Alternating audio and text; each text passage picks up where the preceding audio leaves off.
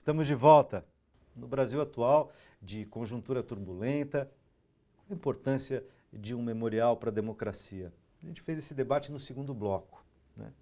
E eu queria agora pensar um pouco no futuro, né? O Michel Foucault tinha uma definição de história que eu acho genial. Ele dizia que mais ou menos o seguinte, né? Que ele dizia, olha, a história nos cerca e nos delimita. Ela não diz o que nós fomos nem o que nós somos, mas apenas aquilo de que a gente está em vias de diferir.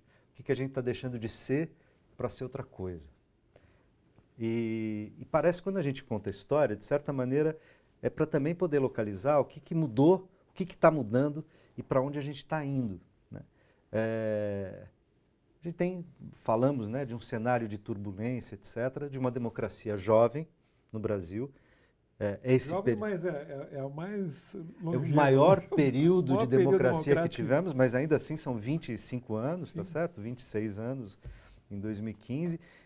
E a gente já teve um outro período de democracia, vocês fizeram referência também no segundo bloco, mas de todo modo a gente tem um empenho de construção democrática que abre um futuro, mas traz um monte de desafios. Queria dedicar esse bloco para a gente pensar nesses desafios, inclusive tentar ligá-los à ideia dos próximos módulos do memorial.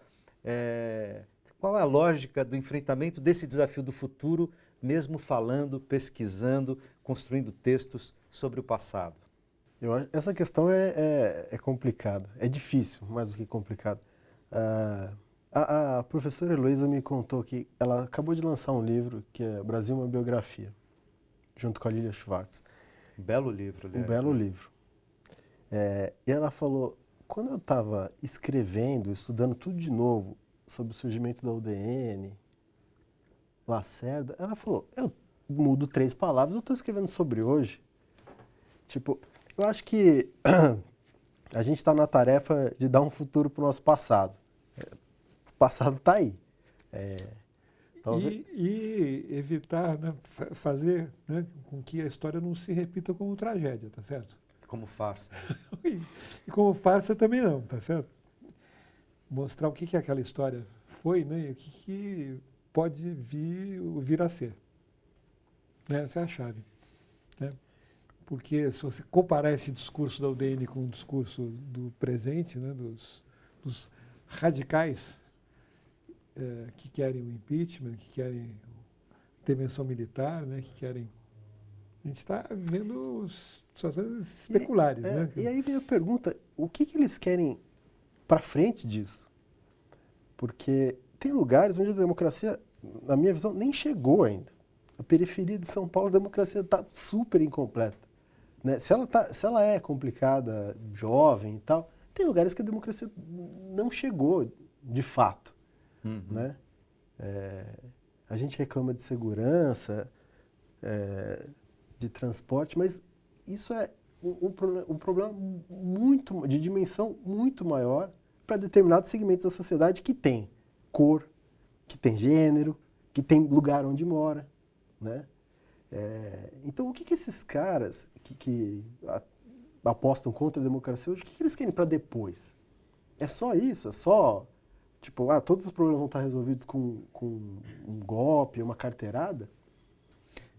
Duvido muito. A democracia vira slogan, né, nesse sentido, porque mesmo os mais reacionários, conservadores, que estão no Congresso Nacional, ou que estão à frente de empresas, ou que estão no meio da Avenida Paulista e de outros lugares que estão na mídia, ocupando espaço na mídia. Ocupando espaço na mídia, a gente vê coisas que são pavorosas, né, na mídia brasileira. Mas, de todo modo, embora sem cometer crimes, inclusive de injúria, calúnia, difamação, eles têm direito de dizer, de expressar a sua opinião, claro, etc. E as ruas... Até o limite do discurso do ódio. Claro, até o limite do crime, até o limite da bandidagem, até o limite do golpe, até o limite da lei, da Constituição, tá certo? Mas com esse limite ele tem todas as liberdades como todos nós temos que ter. Né? E lutamos pelos direitos deles de continuarem sempre, falando né? isso. Sempre. Agora, de todo modo, eu fico me perguntando, quer dizer, nesse contexto, acho que era o Churchill, né, que dizia que o preço da liberdade é a eterna vigilância. a gente vê que depois de 10 anos, 12 anos de prosperidade econômica, de avanços sociais, de inclusive para os mais ricos, tá certo? Porque, como o presidente Lula dizia, olha, os bancos, empresários e tal, você pode escolher um setor ou outro setor que sofreu um pouco por conta do câmbio, etc. Mas muitos dos mais ricos ganharam muito dinheiro no Brasil, de aumento de poder aquisitivo da classe média, né? A figura emblemática é Miami, a compra no exterior, a viagem para o exterior, etc. E a cidadania, né, de muitos brasileiros, não só pelo aumento, pelo acesso ao É um consumo, processo de inclusão, né? mas a inclusão educacional, a inclusão econômica, não é? A participação. A participação social. Então, você está construindo uma democracia, mas muitas vezes, quando esses radicais golpistas ou reacionários, às vezes não golpistas, mas conservadores e reacionários, estão se colocando, eles defendem, falam que são democratas. Aliás, tem movimentos deles que chamam democracia. Que se chama, aliás, tem partido que chama Partido da Democracia, tá certo? Que de democracia, a não ser que a gente imagine democracia como uma democracia liberal, Sim. econômica, né? Ou como uma democracia censitária, discricionária, como Sim. a democracia grega clássica, que embora exuberante de um certo ponto de vista, ela era para homens, adultos, cidadãos, não se aplicava às crianças, às mulheres, os velhos e aos estrangeiros, né? Os estrangeiros que muitas vezes eram escravos, né? Quando eram vencidos nas guerras. Nós não estamos falando dessa democracia, né? Estamos falando de uma democracia de base social, uma democracia como sociedade de direitos, né? E não como sociedade de liberalismo econômico, né? Porque também acho que é importante demarcar conceitualmente, porque sobre o range da democracia a gente pode falar um monte de coisa, né? Da ideia, da noção de democracia, a gente pode falar um monte de coisa, né? Mas eu não consigo aceitar esse conceito de democracia. Eu acho que isso uma máscara, minha leitura, é uma máscara psicológica, porque a pessoa não pode sair na rua batendo e falar, eu não quero, eu odeio a democracia. A partir do momento que eu perco uma eleição, eu não aceito mais a democracia. Então, aí eles têm que vestir uma outra bandeira, porque essa daí eles acho que nem suportariam consigo mesmo. Mas esses não são democratas, né? Eu estou tirando esses de lado. Mas né? eles levantam essa bandeira. Mas esses não são democratas, porque o cara que diz assim, eu odeio a democracia, eu quero ter o direito de lutar para detonar com a democracia, não pode ser democrata, é um totalitário. O cara que pede a volta do regime militar, não tá, embora ele esteja exercendo um direito dentro da democracia, ele não é um democrata, né? Ele está pedindo regime militar, ditadura, etc. Né? Mas estou falando, os democratas que querem democracias para uma determinada classe, que querem intervenção, querem voto direto, mas desde que o status quo seja preservado. A democracia liberal americana, por exemplo. Fica claro que é uma disputa de um projeto político, né? Então, aí é que a gente chega num entendimento o que significa essa queda de braço, né? Que se reflete no Congresso Nacional, se reflete, né? Aparece na mídia, né? Uma mídia que vem para a gente, dá a impressão que tem um editor-chefe de todos os órgãos, né? Então, um canal de TV que fala a mesma língua do jornal de um determinado estado ou de outro, ou, sabe, uma revista ou várias revistas que você vê na banca por final de semana, que tem lá uma articulação. Tem uma orquestração, né? Orquestração, sabe? Tem gente que fala no PIG, né? O Partido da Imprensa Golpista, que isso é uma... Paulo Henrique Amorim popularizou a expressão. Popularizou a expressão que hoje está correndo, daqui a pouco vira um rap, aí, tranquilo, assim. A chamada bronca social das periferias vai trazer esse assunto, né? Como traz todos os assuntos, né?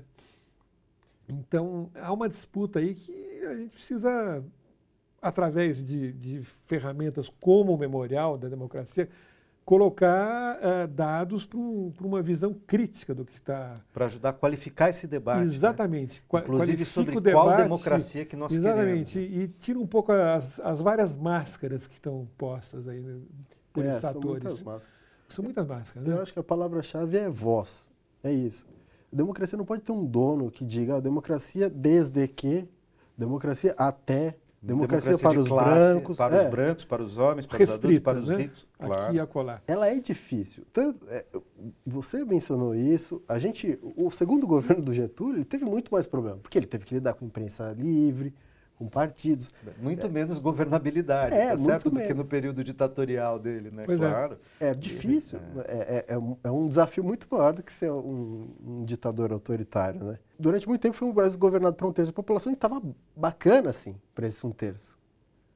Agora, o desafio é incluir as outras pessoas, não só como consumidores, Os outros na economia. 2/3, né? Os outros só 2/3, né? Só 2/3. De uma Que é população de um país É. continental, tá certo? Então, E isso sem contar Desigual, pobre, sem pobre, contar certo? Quer dizer, diferenças regionais. gritantes. Né? Pois é. E é difícil. A gente acha que tem que saber lidar com esses problemas. A gente está tendo... Está acontecendo ruídos, né? Nessa inclusão. Eu acho que essa voz, quanto mais a gente tiver voz e quanto menos a democracia tiver um dono para falar, ó, vai até aqui. Não, polícia matando gente na periferia, tá bacana. Por mim tá tudo bem, para você tá tudo bem, para você, beleza, vamos continuar assim. E eu tenho dificuldade de aceitar isso como democracia. Por isso eu digo, tem lugar que hoje a democracia não chegou ainda. Mas ela, para ela chegar, ela vai ter que passar pelos nossos poderes, né? Pelo legislativo, pelo judiciário, pelos executivos. Tem uma disputa também na institucionalidade, embora tenha uma disputa da rua, né? Da sociedade mesmo. Você tem uma Constituição, a Constituição cidadã com todos os defeitos que ela tem, com todas as lacunas, com tudo que ainda não foi regulamentado até hoje, isso tem que ser obedecido, tem um rito, né? Que dá legitimidade ao processo político como um todo. Não é assim que você fala em impeachment como se fosse um coelho que você tira da cartola, tá certo? Que impeachment é esse? Sabe quais são o que está sendo discutido, as razões reais, tá certo? E aí o judiciário tem um papel importantíssimo, né? Agora, por que, por exemplo, você vê essa sucessão de escândalos, essa Operação Lava Jato funcionando do jeito que ela funciona? Porque nunca se investigou. Nunca a Polícia Federal teve tanta autonomia para... E esteve tão aparelhada como está agora. Para, sabe... Que foi um trabalho importante destacar, iniciado pelo ministro Márcio Tomás Barros, que já faleceu, que era ministro da Justiça do presidente Lula. Exatamente, isso ninguém fala nessa... E sob determinação do presidente Lula, que pediu para fazer da Polícia Federal um órgão de fato republicano, né? e que tem mais bem uma autonomia, aparelhado, tá certo? etc. Não é um órgão, não é a Polícia Federal do Romeu Tuma que passou do DOPS para federal e continuou aparelhando aquilo como se fosse... Isso que eu estava dizendo quando eu citei essas transições, né, em que esses atores passam de um regime militar ditatorial para um regime democrático com todos os... É que traz os problemas que a gente vive hoje, mano. Entendeu? É isso mesmo. Claro que há mudanças significativas, né? Essa mudança da republicanização da Polícia Federal no governo Lula, através do Márcio Tomás Barros, é um... O Gregório do Vivier que falou, emendando aí, acho que estava numa entrevista à TV Portuguesa, ele falou, as pessoas estão bravas com a Lava Jato porque elas não querem que tenha para poder continuar roubando mais. Tipo, as pessoas que estão hoje levantando as bandeiras contra a corrupção, na verdade, eles querem acabar com a investigação. Em muitos casos são políticos investigados, sim, alguns já condenados, etc. Outros, né, que vão aparecer. Outros que ainda vão aparecer, ainda, né? Cuja biografia, portanto, no mínimo é suspeita. Né? Sim, sim. Enfim, eu queria agradecer muito a vocês e, de novo, parabenizar pelo trabalho no Memorial. Tenho certeza que essa é uma ferramenta, inclusive, inspiradora para outras, para a gente continuar fomentando o debate, para aprimorar uma democracia que garanta direitos sociais, uma democracia, digamos, ascendente, né, que vem da rua, do povo, para construir as instituições, que, portanto, não seja uma democracia para poucos ou uma democracia liberal nos moldes americanos ou quaisquer que sejam.